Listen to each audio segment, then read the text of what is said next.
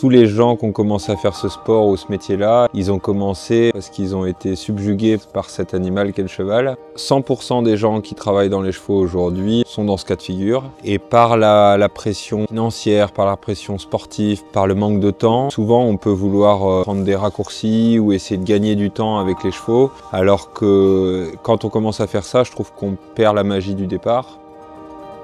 Et j'essaye dans mon quotidien de toujours me questionner de ça et me demander si je fais toujours comme l'amoureux des chevaux du départ. Et ça, malgré les ambitions sportives, malgré la pression financière. Je pense que c'est ça qu'on doit appeler le bien-être animal. On se rend compte très vite qu'ils ont tous une personnalité différente comme nous. Il y en a qui adorent être au paddock quand il pleut et qui veulent jamais rentrer. Et ceux-là, faut les laisser vivre presque toute leur vie dehors. Et puis il y en a d'autres, au contraire, qui trouvent que le box, c'est un espace beaucoup plus douillet. Et puis ils ont plus de contact avec les humains au box et ils apprécient ce contact-là. Il faut aussi comprendre cette partie-là. C'est une chance de côtoyer ces animaux tous les jours. Et ce que j'aimerais vraiment, c'est qu'il y ait plus d'occasions pour les gens qui ne sont pas forcément équitants de croiser un cheval à un moment donné. Je pense que c'est un bon message de présenter les cavaliers aujourd'hui, que ce soit des cavaliers de loisirs ou des cavaliers de compétition, comme les garants de cette relation unique entre l'homme et l'animal.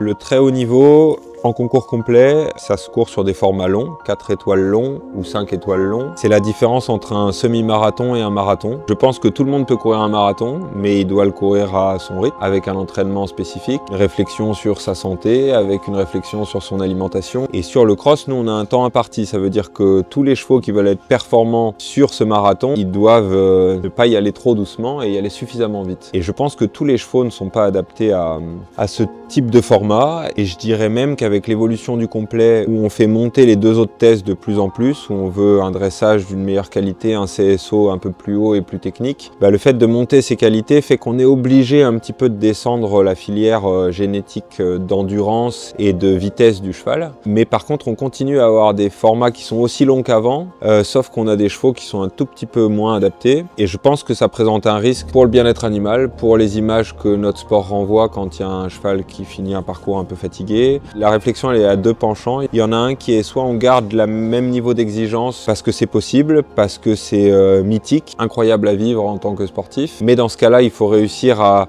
avoir un élevage qui produit des chevaux pour ce type d'épreuve et que la formation et tout le parcours de progression de ces chevaux-là soit validé à chaque étape pour s'assurer qu'ils ont vraiment le potentiel physique et mental pour aller faire ces épreuves-là. Peut-être qu'il y aura moins de partants dans ces épreuves-là, mais que tous les chevaux sont très adaptés et que ça sera du sport de très très haut niveau. Et l'autre version, c'est de se dire si on a de moins en moins de chevaux adaptés à ce genre de format d'épreuve, peut-être qu'il faut simplement réduire l'exigence du format. Je pense qu'on peut mettre des crosses qui sont difficiles à faire dans un temps imparti, en mettant de la technique, en mettant des combinaisons, des questions techniques qui obligent les chevaux, les cavaliers à ralentir, à trouver les axes, et sur un format moins long, donc moins risqué pour l'endurance des chevaux. On pourrait avoir tout autant d'excitation sportive en prenant un petit peu moins de risques sur la santé et sur le bien-être des chevaux. Et je pense vraiment que les institutions nationales et internationales, elles doivent vraiment se poser cette question-là pour que notre sport il soit tout aussi vibrant que ce qu'il est aujourd'hui, en s'assurant que 90%, voire 95%, voire 100% des chevaux engagés dans une épreuve vont bien vivre l'épreuve. Et aujourd'hui, on voit que dans les épreuves de très haut niveau, 40 et 60% des chevaux qui ont l'aptitude, et il y en a donc un bon tiers qui, à mon sens, est un peu surclassé. Et je pense que le fait de faire courir un cheval tout petit peu au-dessus de son niveau sur une discipline comme ça, c'est un risque pour la sécurité du cheval et du cavalier, et c'est quelque chose dont il faut se prémunir à l'avenir. Il y a aussi l'état psychologique du cheval et du cavalier. Entre un cavalier qui aurait peur, un cheval qui serait très généreux, ou inversement, un cheval qui aurait un peu peur, un cavalier qui serait très généreux. Tous ces petits compromis dans la relation, quand ça arrive à haut niveau très vite et qu'il y a une incompréhension, on peut avoir une réaction du cheval qui n'est pas celle attendue et éventuellement occasionner une chute. La plupart des chutes sont sans gravité, mais il y en a certaines qui sont graves. Je pense qu'il faut pas se cacher de ça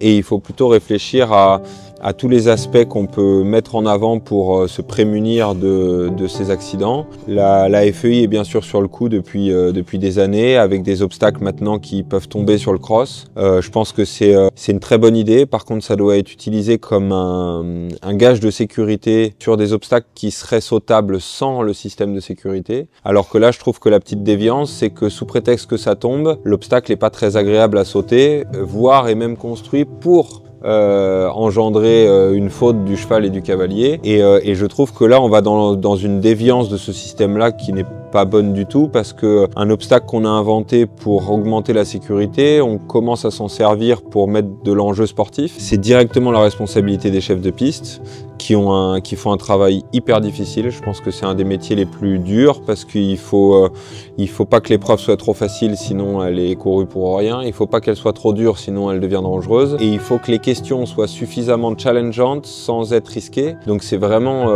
leur unique décision qui va mettre en place le parcours.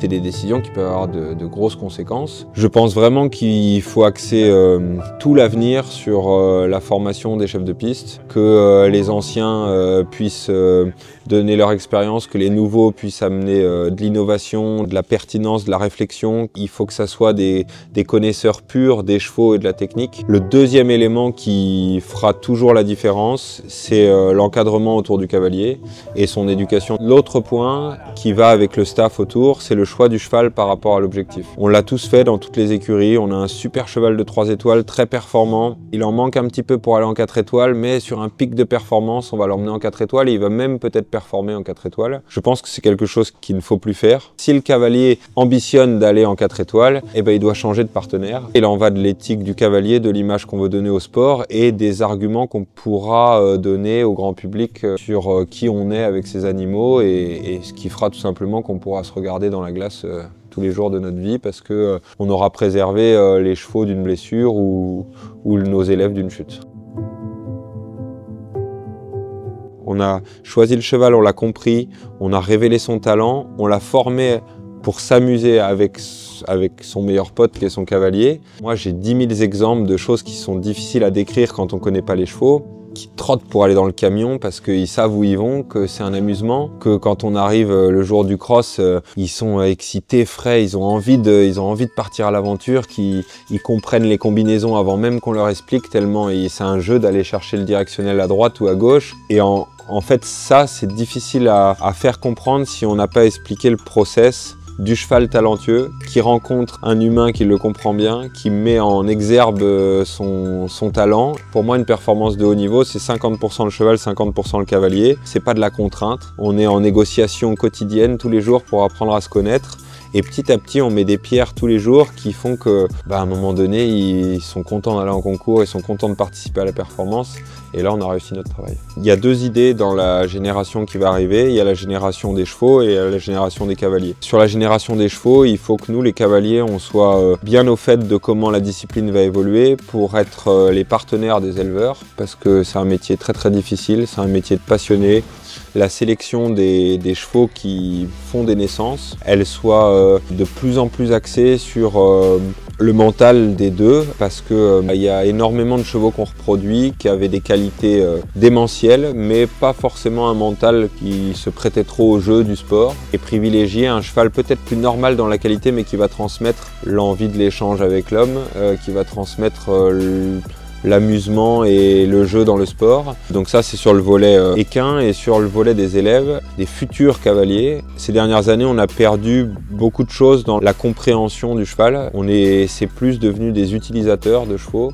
Très vite, ça devient des compétiteurs. La génération d'avant la mienne et la mienne, on a toujours eu des entraîneurs qui nous ont toujours expliqué qu'il fallait comprendre l'animal, son fonctionnement, comprendre comment se positionner dessus pour pas le gêner, puis ensuite commencer à travailler ensemble et ensuite essayer d'avoir une approche technique des problèmes. Aujourd'hui, toute la première phase, elle est un petit peu effacée. Très vite, on va en concours, très vite, on va à fond la caisse pour gagner des flots et des médailles. Et on voit des gens qui arrivent avec déjà un sacré palmarès à 15 ans, mais qui ont aucune notion théorique, qui ont aucune notion physique ou physiologique du cheval. Et je pense qu'on a un vrai rôle d'éducateur tous les professionnels qu'enseignent, que ce soit pour les premiers cours à poney ou pour des cavaliers aux Jeux Olympiques, il doit y avoir une remise en question continue du cavalier sur comment il doit s'améliorer pour que son cheval comprenne mieux les choses et que son cheval ait plus envie de faire les choses. Alors que là, j'ai l'impression qu'on part un peu dans l'opposé inverse, c'est